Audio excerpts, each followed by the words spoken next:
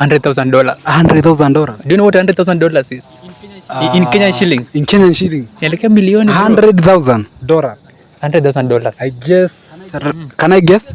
You can guess it. You can guess it. Yeah. 130 billion. Am I right? Hapo no. You see? Yeah. So unakwambia pale forex pale zinafaa pale forex. Yeah. I can teach you how to calculate that one still. Okay, so you do forex? I do forex, yeah. Okay. So like at what time do you wake up every morning? Wallahi unajua wase kutafuta pesa ni ngumu bro manze. Unaamka mapema bro hadi silali bro. Naamka kitu.